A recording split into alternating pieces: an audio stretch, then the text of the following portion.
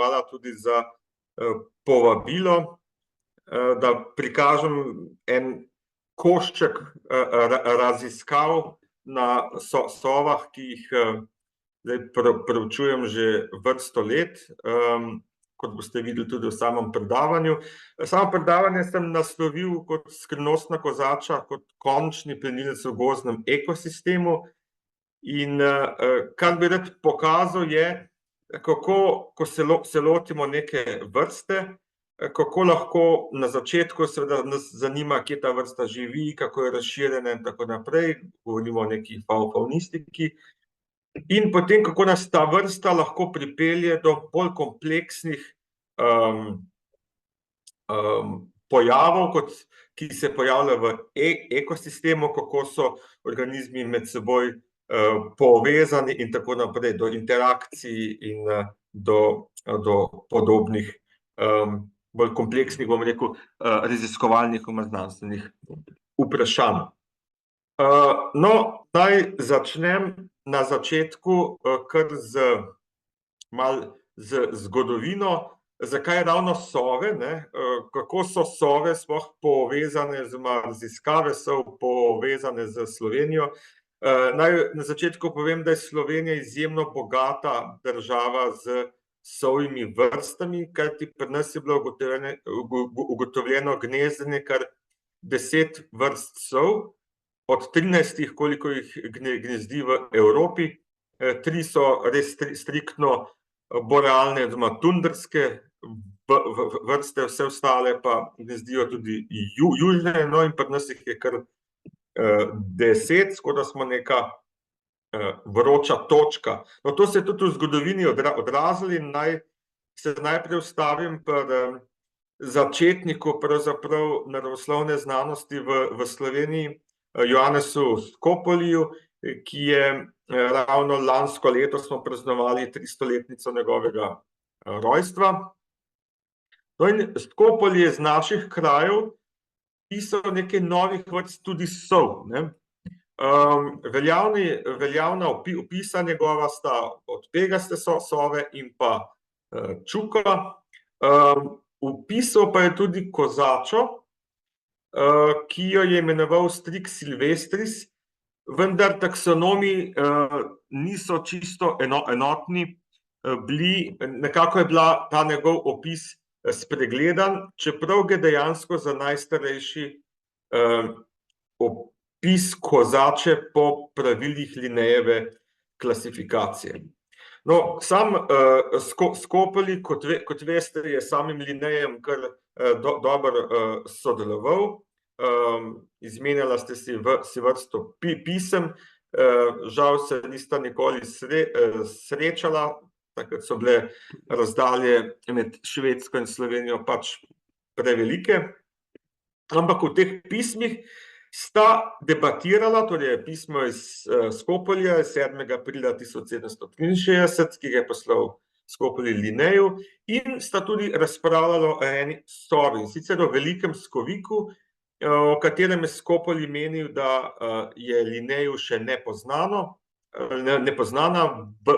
vrsta, zato ker je imenoval Strix giu, medtem ko je Linnej sam bil mnenja, da je to le vendarle njegov Strix scops in dejansko gre za velikega skovika, ki ga danes poznamo pod latinskim imenom Otus scops.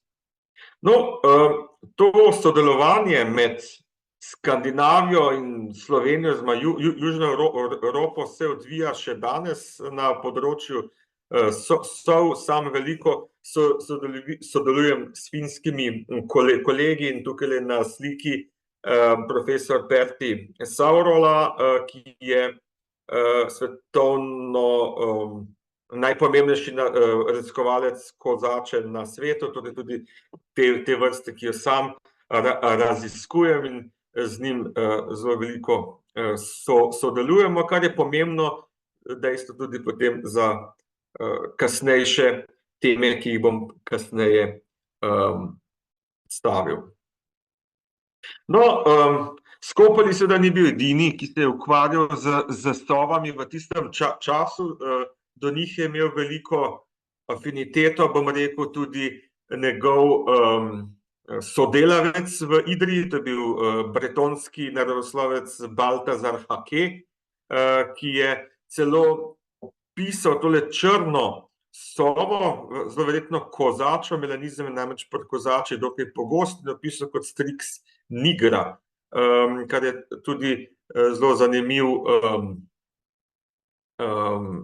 del zgodovine raziskovanja sov. Naj pa omenim še barona Žigo Zoisa, ki je, njegovo ornitološko delo je manj znano, pa vendar smo pred časom ob obletnici njegove smrti malo raziskovali tudi njegovo ornitološko delo in skazalo se je, da je imel tudi veliko zbirko ptic in skazalo se je, da je celo zbiral sove za Hakejevo zbirko in po naključju smo v Dunajskem muzeju odkrili preparat lesne sove iz Zoisove zbirke, ki jo je pridobil v Ljubljani leta 1796, ki je tudi najstarejši ohranjeni preparat katerekoli ptice iz Slovenije, hrani ga pa, kot že omenjeno,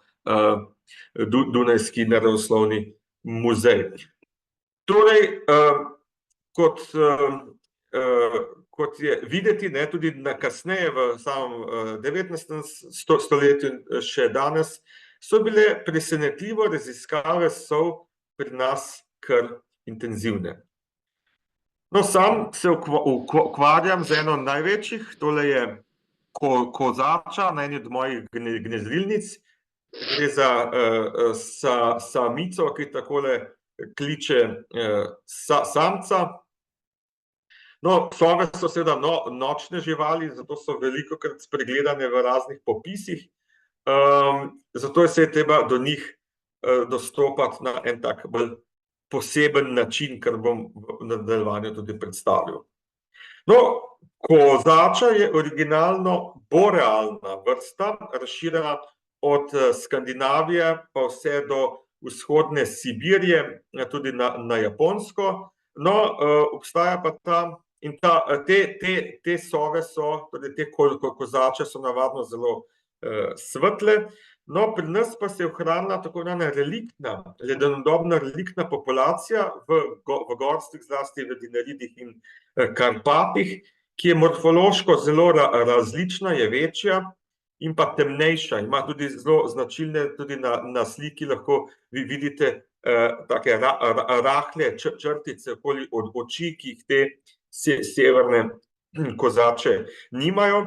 Je pa zanimivo ob tem, da so kljub velikim morfološkim razlikam do sedaj nismo našli kakšnih posebnih genetskih razlik med temi severnimi populacijami in to našo južno reliktno populacijo, kar ostaja še vedno nerazrešen raziskovalno vprašanje. No, sicer je bila kozača v zgodovini glede na zgodovinske podatke razširjena bolj proti vzhodu, vse tja, proti zahodu, vse tja do Belgije, in v srednji Evropi je praktično izumrla. Zadnje kozače so bile v bavarskem gozdu, kjer so jih potem pred 30 leti začeli tudi ponovno naseljevati.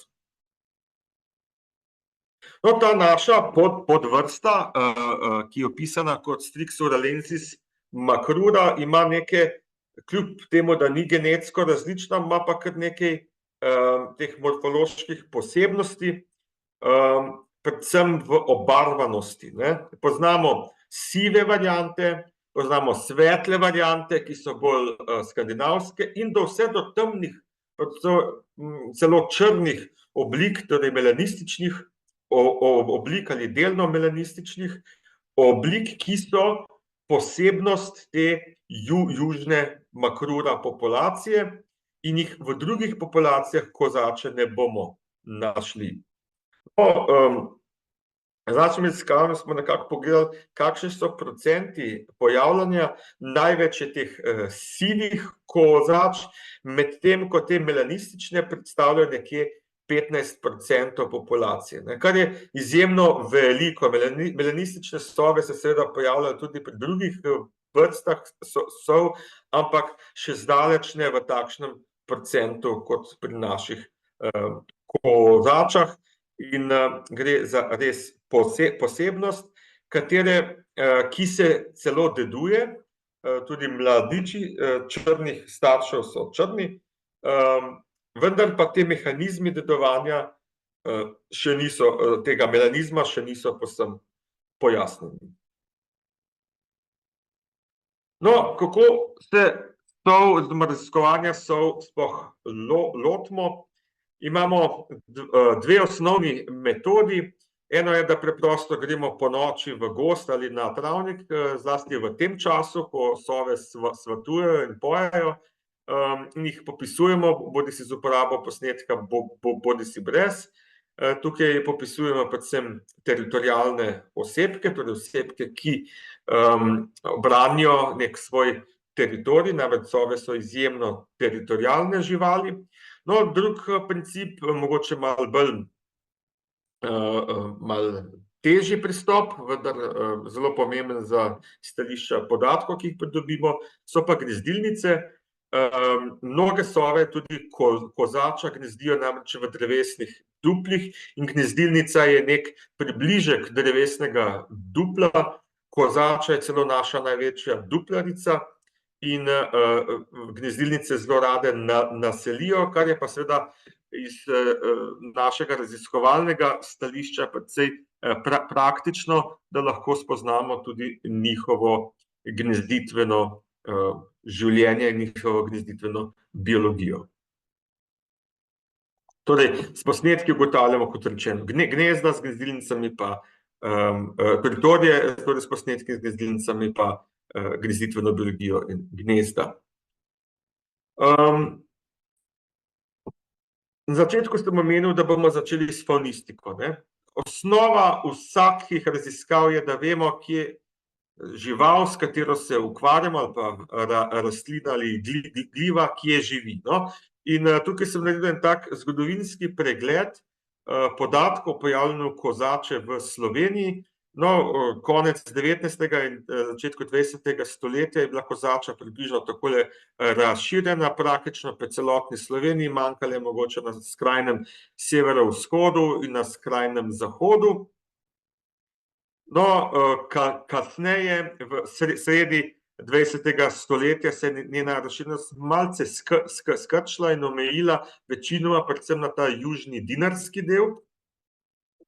Vendar so potem raziskave, ki smo jih začeli z uporabo posnetkov in bolj intenzivnimi popisi na terenu, pokazale, da je kozača dobro razširjena tudi v alpskem prostoru in pravzaprav so naše Alpe bile do nedavnega edine, kjer je kozača živela. In Triglavski narodni park se je pogosto pohvalil, da so edini alpski narodni park, ki ima dejansko kozačo. No, kasneje se je to znanje še povečevalo, no, in z podrobnejšimi raziskavami smo pa ugotovili, da so se kozače začele pojavljati tudi na območjih, kjer jih prej nismo našli, predvsem v severovzhodni Sloveniji, in tudi naši predikcijski modeli, ki smo jih naredili, kje so najugodnejši okolja, seveda za kozačo, seveda gre za južno Slovenijo, torej ta dinarski del, vendar, če boste dobro pogledali, tudi na severovzhodu, tukaj tile gozdovi okoli Mure so se izkazali za potencialno dobre, to smo šli tudi preveriti in dejansko smo vrsto tam tudi dobili.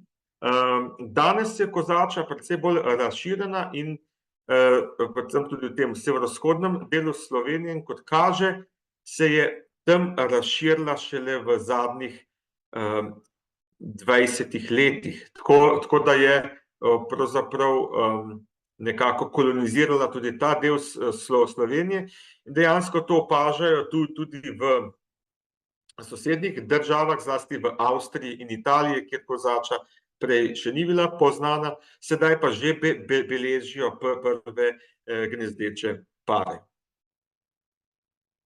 No, glede višinske razširjenosti je kozača dokaj tolerantna vrsta, lahko rečemo. Večji del populacije živi v teh gorskih gozdovih, zlasti mešanih bukovo-jelovih gozdovih, dobimo sicer tudi v iglastih gozdovih. Živijo pa tudi v nižinskih gozdovih, kot sem že omenil, gozdove ob Muri, to so hrastovi gozdovi, in pa seveda tudi krakovski gozd, kjer živi relativno velika in močna populacija kozač. Kozača pa v gozdu, v gozdnem ekosistemu seveda ni sama. Najbolj zanimiva v tem pogledu je njej zelo sorodna vrsta, to je nekoliko manjša lesna sova, ki jo imate tukaj na desni. No, in te dve vrsti živita pri nas skupaj. Obe sta gozdni, obe sta duplarici in gnezdita v istem času in tako naprej. Zato je pričakovati med njima kar močno kompeticijo, torej močno tekmovanje, in dejansko se je izkazalo, da se nekako ločita v izboru habitata. Tukaj na sliki, to je sicer diskriminantna analiza, ampak ne bom šel v neke detajle, tukaj bom pokazal s kurzorjem, upam, da se vidi. Torej, tale del so podatki o kozači, tale del pa so podatki o lesni sovi, ki živi s kozačo. Tukaj vidimo, da je območje prekrivanja relativno majhno in da se kozača izbira en tip okolja, pretežno na višjih nadmorskih višinah, lesna sova pa drug tip, pretežno na nižjih nadmorskih višinah in v okolici naselij. No, zanimalo nas je pa, kaj pa se zgodi na območjih, kjer kozače recimo ni. Lesna sova, kot vemo, je precej bolj razširjena. Ali lesna sova živi tudi v tako omejeno, in izkazalo se je, da ne. Da na območjih, kjer je kozača odsotna, lesna sova lahko razširi svoje območje razširjenosti tudi tam na območja, kjer bi jih sicer v prisotnosti zasedala kozača, kar kaže na en tak klasični primer kompeticijskega izključevanja med dvema ekološko podobnima plenilcema. Torej pomeni, da kozača in lesna sova sta v neki interakciji in pričakovati je, da je vpliv večje kozače na manjšo lesno sovo večji, medtem ko bi pričakovali, da je ta vpliv, obratni vpliv precej manjši, in pa da bomo potem pogledali še neke novejše raziskave, ki smo jih naredili, ki kažejo neke druge posebnosti v tej sami interakciji. No, v tem gozdnem ekosistemu živi še tretja vrsta, manjša, to je kocenogi čuk, ki ga po podatkih obe večji sovi rodu Strix tudi plenita in je nekako v tem kompeticijskem trikotniku podrejena vrsta. No, kaj se dogaja pravzaprav s kocenogim čukom in kakšno vlogo ima pri tem recimo kozača? Tole je podobna slika, ki smo jo že videli, gre za analizo habitata te dveh vrst, na eni strani kozače in lesne sove, ki živita skupaj in sta nekako habitatsko ločeni. No, kaj pa je s kocenogim čukom? Ta se pa še bolj umika brez kakršnega koli prekrivanja z lesno sovo, ki ga očitno bolj pleni, delno pa se kar v večji meri pokriva s kozačo in očitno je kozača nanj bolj tolerantna, oziroma on na njo, in da je ta vpliv negativen kozača na kocenogega čuka manjši. Gre za nek poseben komenzalizma, bi lahko rekli, ne? Recimo, zamislimo si eno območje, polno teritorijev lesne sove. Tukaj za tako vrste, kot je koconogi čuk, seveda prostora ni, ampak če v prostoru živi tudi večja kozača, bo iz območja, ki ga naseljuje s svojimi teritoriji, nekako izključila lesno sovo. V tem primeru dobimo neko območje brez lesne sove in to je priložnost za koconogega čuka, da naseli tudi ta območja. Tukaj vidimo, da gre pri teh plenilskih združbah, torej združbah plenilcev, za posebne zelo močne interakcije, ki določajo, kaj bo preživelo in kaj ne bo. V tem primeru večja kozača, lahko rečemo, omogoča celo večjo diverziteto te plenilske združbe, kot pa če je ne bi bilo.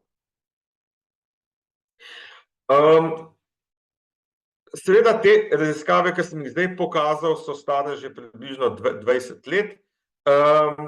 Delali smo jih na začetku, torej malo po letu 2000. No, ampak v tem času se je svet že kar dobro spremenil. Problem so seveda podnebne spremembe, no in tukaj na tej karti sveta vidite nek model, kje so pričakovane te spremembe temperatur največje in Evropa je pravzaprav, kot vidite, zelo rdeča, kar pomeni, da so te spremembe v Evropi pričakovane visoke.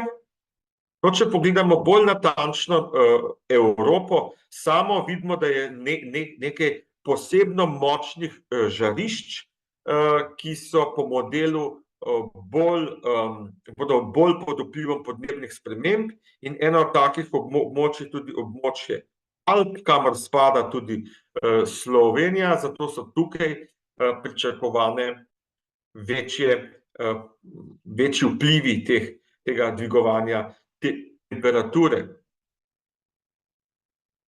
No, kaj na tej podlagi, kaj kažejo modeli.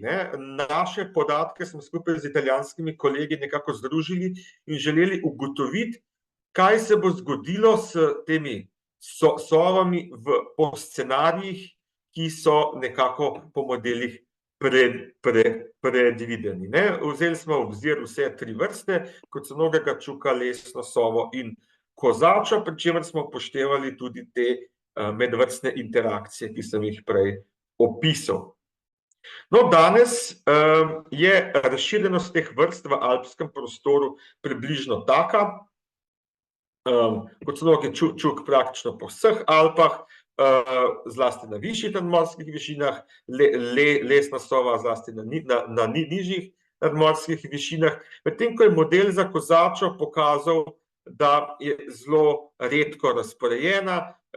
To je seveda model, dejansko na tem modelu kozača živi samo v tem delu, kjer je Slovenija. No, kaj bo pa jutri? Model je pokazal, da bo koconogega čuka vedno manj in da bo njegova populacija močno upadla. Nasprotno se bo populacija lesne sove povečala in lesna sova se bo začela širiti tudi na višje nadmorske višine. Zanimivo pa, da bo tudi kozača, ki je sicer borealna vrsta, začela svojo populacijo močno povečevati in se širiti tudi po alpskem prostoru, torej tudi proti zahodu. Pri tem je pomembno, koliko se ta območja teh vrst med seboj prekrivajo.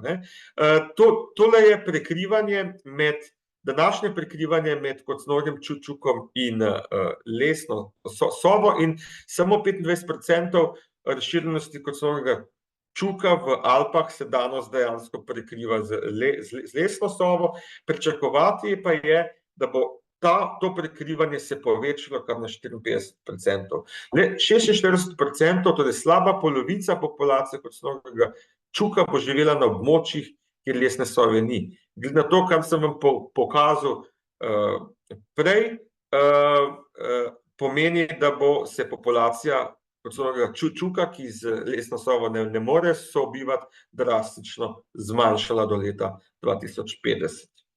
No, kako je pa s kozačo pa lesno sovo? Tukaj je prikrivanje še manjše, zgolj 15%, ki se bo povečalo na 36%. No, kakšne so pa lahko posledice tega povečanega prikrivanja, bomo pa pogledali v nadaljevanju. Moje raziskovalno območje je Krim pri Ljubljani, kjer sove proučujem že približno 25 let. No, in gre za območje severnih Dinaridov z dokaj velikim nadmorskim razponom nadmorske višine od približno 300 metrov do 1100 metrov. Pokriva jih sklenjen mešan gozd, bukve in jelke. Za sove pa so pomembne tudi populacije malih sesalcev, ki so njihov glavni plen.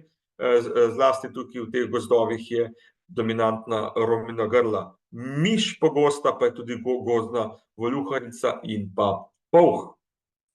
No, bolj zanimivo pa je, kako se je ta gozd, ki se sicer glede gospodarjenja ni kaj dosti spreminjal, kako so se klimatske razmere spreminjale. V teh 20 letih, nekoliko več, se je temperatura, povprečna letna temperatura povečala za 1,1 stopinjo Celzija. Torej za več kot 1 stopinjo Celzija. Bolj pomembno kot to pa je, kaj se je zgodilo z številom dni z snegom. Ti so se zmanjšali za kar 13 dni. Torej, danes je kar 13 snežnih dni manj, kot jih je bilo pred 20 leti, torej pomeni za skoraj pol meseca, kar je kar pomemben podatek. Zakaj? Lesna sova je namreč izjemno občutljiva na sneg, ker težko lovi pod snegom, kozača, predboralna vrsta, pa pod snegom lahko lovi.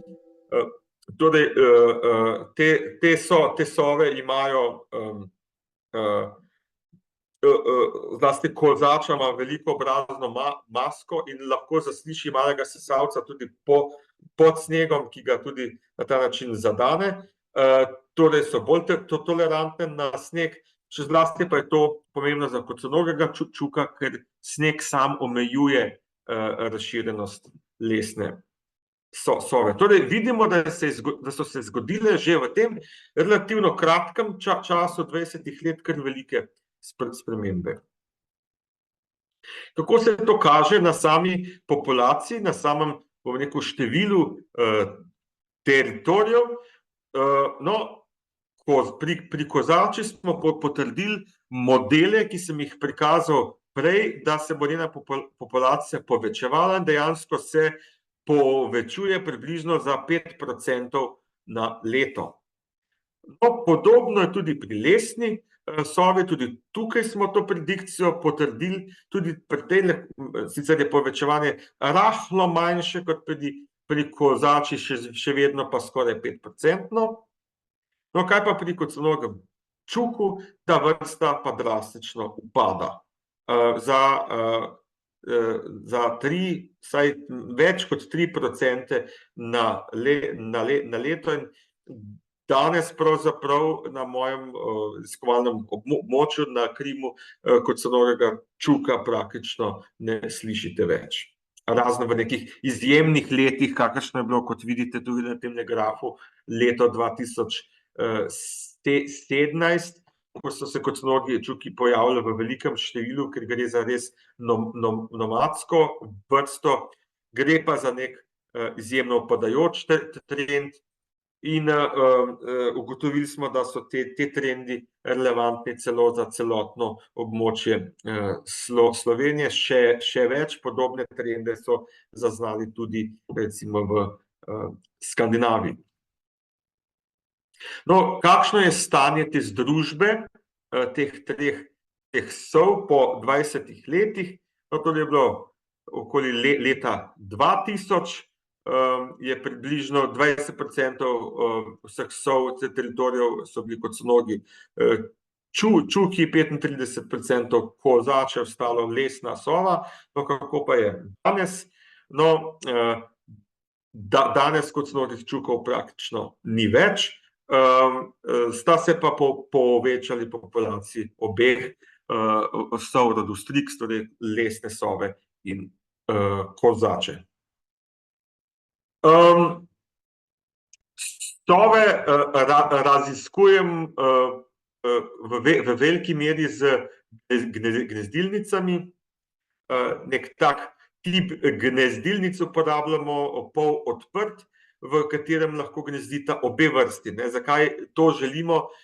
Predvsem zato, ker nas zanima seveda tudi to tekmovanje, ki je podobno kot za naravna dupla. To je tak tip gnezdilnice in te gnezdilnice redno pregledujemo. Tukaj je en tak bolj arhaični način, kako smo pregledovali, tudi ugotavljali število jajc in podobno, to delamo danes s kamerami. No in potem tudi gnezdilnice pregledujemo.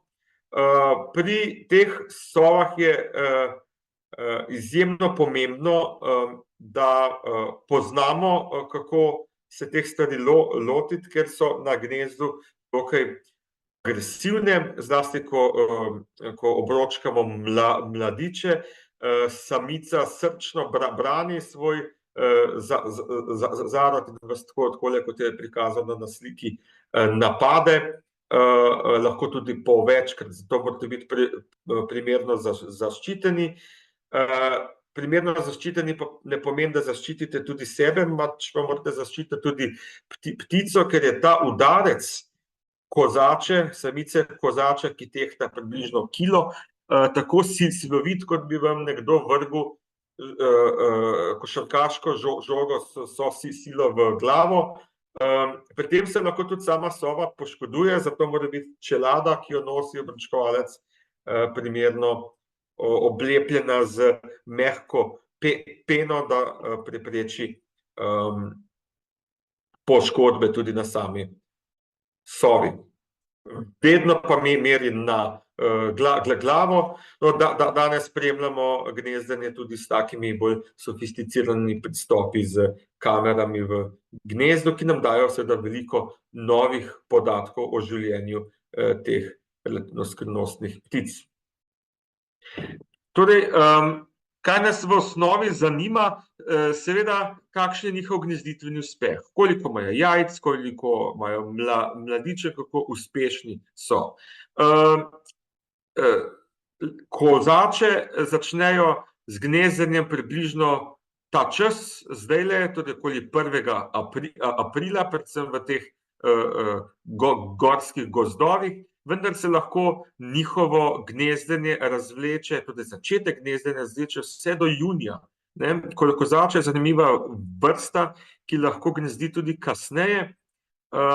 Pač samica začne izlegati jajca takrat, ko ima dovolj energije, torej dovolj, ko se dovolj zredi, bomo rekli. Če se ne zredi dovolj, potem pač to sezono gnezdenja ni. No, temu sledijo tudi ostali cikli za ostale,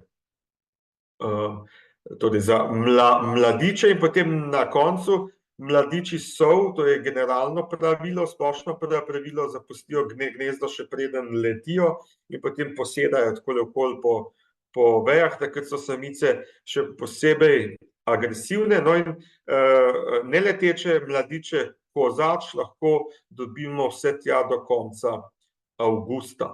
Tako da je ta sezona pri kozačah res zelo dolga. No, v povprečju imajo kozače približno 3 jajca v gnezdu, več v boljših sezonah, tja do 5, celo do 6 jajc. Mladičev je potem malo manj, približno 2 mladiča, ker se vsi jajca niti ne zvalijo. V povprečju pa kozače izpeljejo iz gnezda 1 do 2 mladiča. Pri tem obročkanju in pri delu z sovami v gnezdilnicah, kjer obročkamo tako odrasle kot mladiče, pa lahko ugotovimo precej zanimivih stvari. Eno je tudi, kako dolgo dejansko te naše sove živijo. Tukaj je primer starosti različnih vrst sov po evropskih podatkih Evropske obročkovalske zveze OEDIN, kjer vidimo kozača, najstarejša kozača je živela 23 let. Torej, to so podatki za živali v naravi, v ujetništvu so podatki nekoliko višji. No in tudi na Krimu je tale kozača zanimiva. Tale samica je prvič gnezdila v eni od mojih gnezdilnic leta 2007, ko je znesla 3 jajca in takrat je bila stara že vsaj 3 leta. Sodeč po oceni starosti, tudi sicer kozače navadno začnejo z gnezditvijo pri starosti 3 do 4 let. No, gnezdila je zopet v isti gnezdilnici naslednje leto, ko je zopet imela 3 jajca. Tole na slikah je ista samica. Nato pa se je sled za to samico izgubila, vendar se v isti gnezdilnici spet pojavila leta 2017, kjer je imela 5 jajc. Ista samica v isti gnezdilnici, torej ves ta čas je to gnezdilnico varovala, ampak gnezdila pa ni, ker je očitno bilo premalo hrane. No in do sedaj nazadnje gnezdila v letu 2021, že kot stara dama. Kot vidite na sliki, ima na enem očesu celo katarakto, torej sivo mreno, kar pri sovah ne predstavlja velikega problema, ker večinoma lovijo s sluhom. No in je bila v zelo dobri kondiciji, ker je imela kar 6 jajc. Za to samico je bilo značilno, da je gnezdila samo v dobrih letih in v starosti več kot 17 let je gnezdila samo 4-krat. Torej ta vložek v gnezdenje kar visok. Obstajajo pa samice, ki imajo drugačno taktiko, ki gnezdijo skoraj vsako leto, vendar so velikosti legel precej manjše. To povečevanje števila jajc pa pokaže, kako pomembne so izkušnje pri teh sovah, kako pomembno je, kako dobro poznajo svoje teritorije in lahko lažje na njih najdejo plen. Seveda to ni odvisno samo od samice, tudi od samca, zato se je razumljivo njeno leglo tako povečevalo. No, v monitoringu teh gnezdilnic pa seveda gnezdita obe vrsti, torej lesna sova in kozača, in to so podatki izpred leta 2010, kjer je v nižinah pretežno v gnezdilnicah gnezdila lesna sova, to je ta levi stolpec. No, na desnem stolpcu pa imamo na višjih nadmorskih višinah, kjer so gnezdile predvsem kozače. No, kaj se je pa zgodilo po letu 2010, ko smo že prej videli, da so obe vrsti povečevali in, kar je bilo zanimivo, dobili smo gnezdilnice, v katerih sta gnezdile obe vrsti.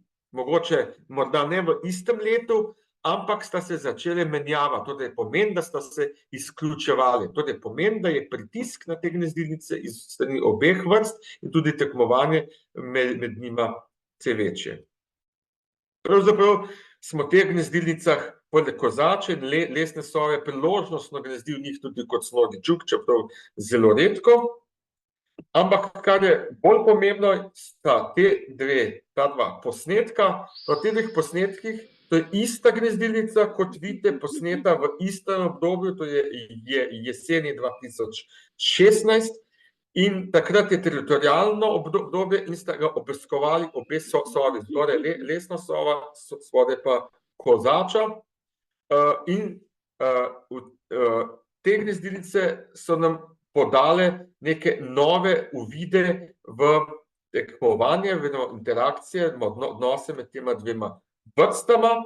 No in zgodi se, da lahko v gnezdilnici najdete tole. Na levi strani imate mladiča kozače, na desni strani pa mladiča lesne sove. Kaj se je zgodilo? V gnezdilnici je pričela gnezditi lesna sova, potem pa je kozača uspela izgnati iz gnezdilnice, se usedla na jajca, ki jih je pustila lesna sova, dodala še svoja. No in eno od mladičev lesne sove se je celo izvalil in samica ga je seveda hranila. To je ta nagon, lesne sove sedaj jejo isto hrano kot kozače.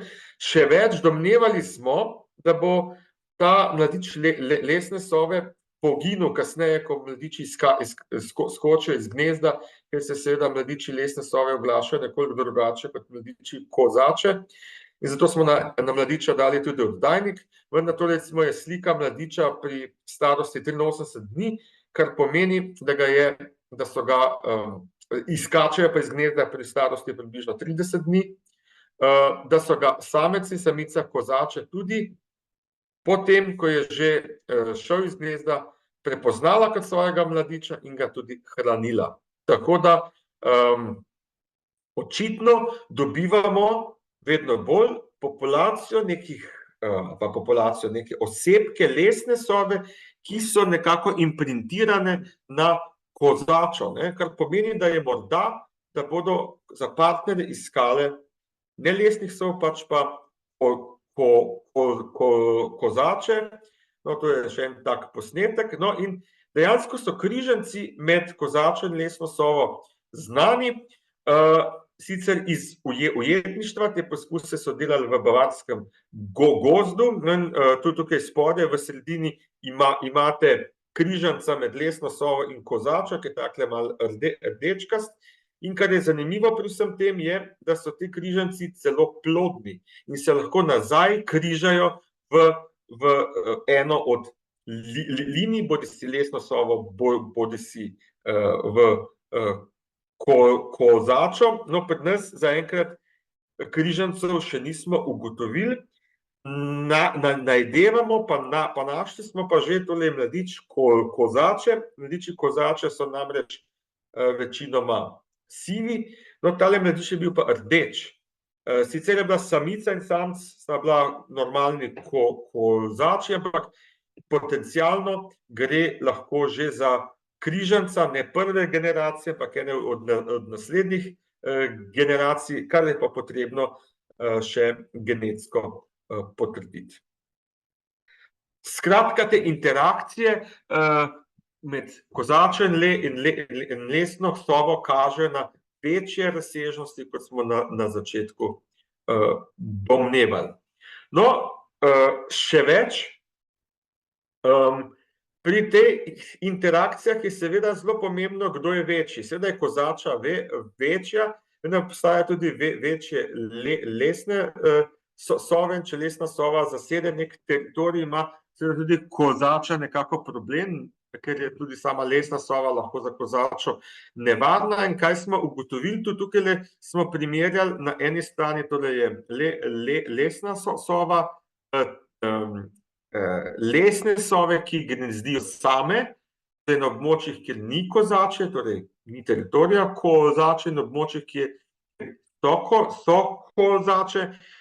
Tukaj vidite manjših lesnih sov ni, čeprav nekih statističnih razlik v velikosti med gnezdečimi lesnimi sovami s kozačami in brez nismo našli. No, nekaj drugega pa je pri kozačah, kjer pa smo te razlike našli in smo ugotovili, da so na teritorijih, ki si jih kozača deli z lesno sovo, samice kozač značilno večje.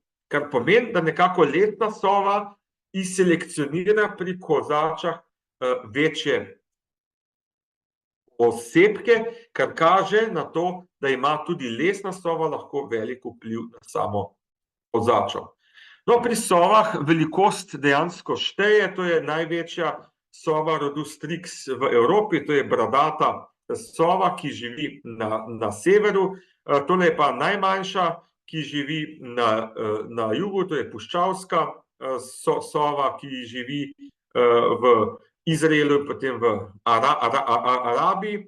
No, in tukaj imamo tak klasičen primer pravzaprav Bergmanovega pravila, kjer imamo na severu večje živali kot na jugu in nekog prehod vmes, ki ga predstavljata na strani kozača, ki je nekoliko bolj severno razširjena, in lesna sova, ki je nekoliko bolj južno razširjena. Ravno ta par nas seveda najbolj zanima, to je razširjenost lesne sove, ki je omejena predvsem na Evropo in ta južni del Evrope, čeprav je nedavno kolonizirala, nedavno pomeni v zadnjih 100 letih, tudi severni del Evrope. No, kozača pa, kot že rečeno, je pretežno borealna vrsta in prekrivanje med lesno sovo in kozačo je pravzaprav majhno, v delu te zahodne Sibirije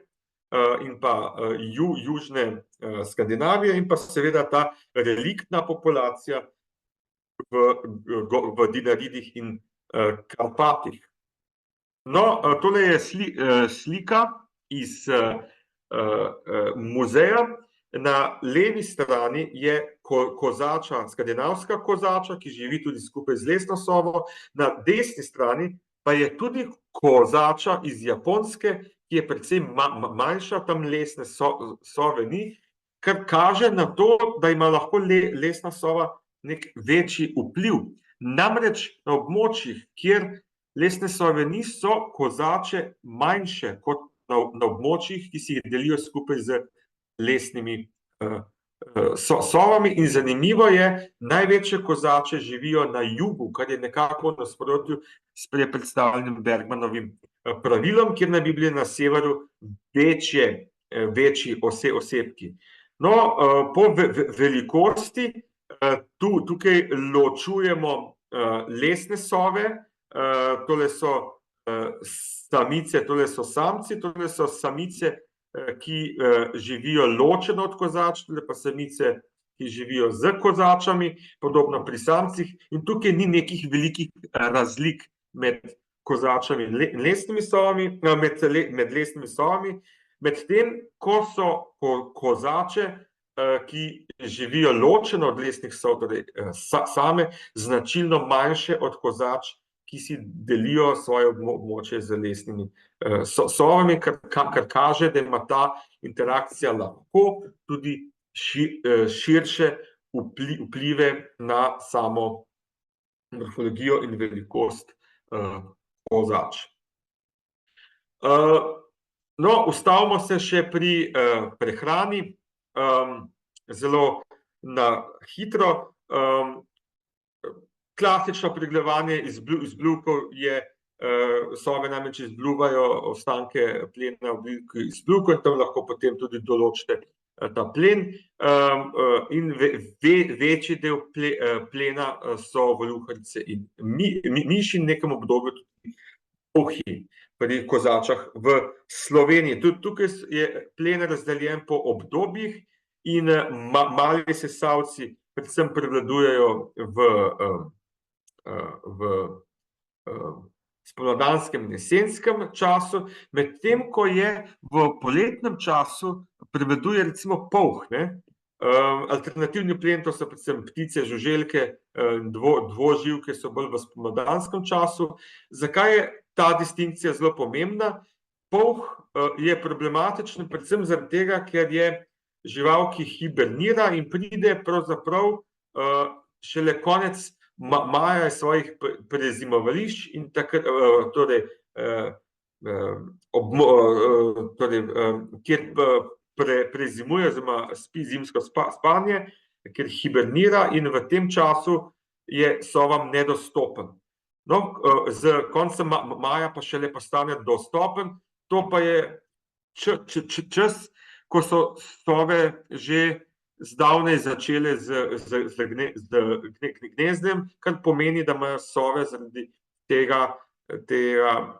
te značilnosti v nekem obdobju njihovega glavnega plena dokaj velike probleme. No, kako pa ta enotni plenilec pravzaprav živi v različnih okoljih. Na eni strani imamo dinarski gozd, na drugi strani imamo tajgo, in kako ta plenilec različno ali se prilagaja svojim pleninam na različne razmere v različnih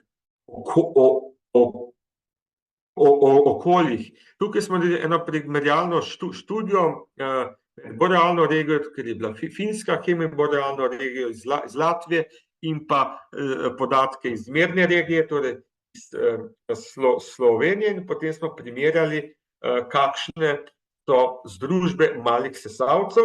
No, v tej borealni in hemiborealni regiji prevladujejo voluharice, tem, ko v našem območju prevladujejo miši.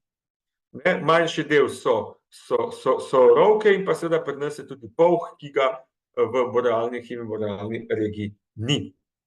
Torej imamo na eni strani združbe, kjer prevladujejo voluharice, na drugi strani pa združbe, kjer prevladujejo miši. In kako se na to odzove kozača? Zanimivo, v vseh območjih prevladujejo prehrani kozače voluharice. Torej pomeni, da je voluharica specializiran plenilec torej kozača specializiran plenilec na voluharice in kar vpliva tudi na velikost legla, torej delež voluharic, tudi delež miši zlasti v jugu in pa delež velikega plena, zlasti polhov na jugu, na severu pa so to voluharji. S tem je povezana tudi populacijska dinamika in tukaj je dinamika teritorijev, kjer smo že rekli, da se pri kozačah povečuje. Dinamika gnezdenja je nejasna glede trenda, ker ima velika nihanja. Če pa pogledamo še nihanje plena, tudi ta zelo niha, prav tako polh, kjer je populacija zaenkrat kaže stabilna. Pomembne so pa te povezave med temi nihanji, povezave v ekosistemih, namreč kozače gnezdijo v glavnem samo v obdobjih, ko je miši veliko. Torej miši in voluharic, ko se te populacije povečajo, zato prihaja tudi do teh nihanj v samem gnezdenju, medtem ko nekih povezav s polhom recimo nismo našli. Polh verjetno vpliva predvsem na kasnejše preživetje mladičev, ne pa na sam začetek gnezdenja oziroma poleganja jajc.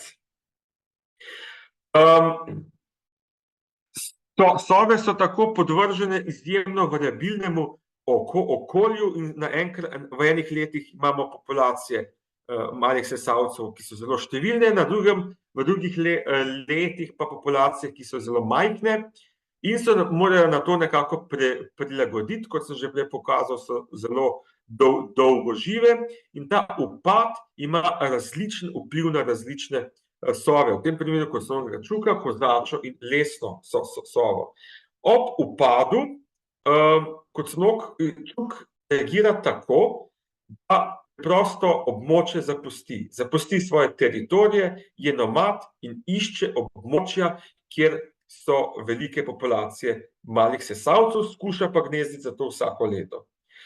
Kozača na teritorijih ostane, vendar v slabih letih ne gnezdi. Torej nekako prekine z gnezditveno aktivnostjo, če malih sesalcev ni dovolj. No, lesna sova ima pa tretjo strategijo, ona pa preprosto preklopi na kakšen drug plen, zlasti na ptice, pravimo alternativni plen, in vztraja tudi z gnezdenjem tudi v slabših letih.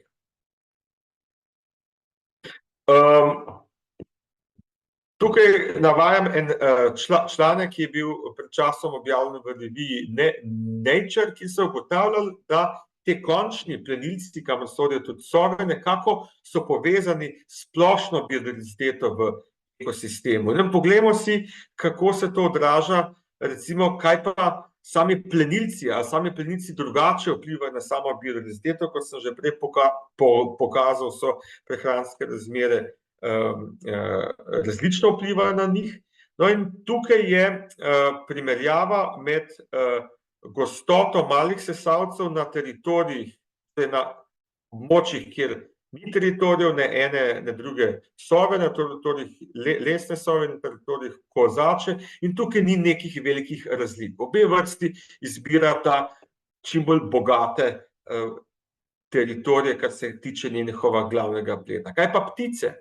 No, izkazalo se je, da je diverziteta ptic precej višja, značilno višja na območjih, na teritorijih z lesno sovo, ki jih občasno tudi pleni, kozača pa recimo manj.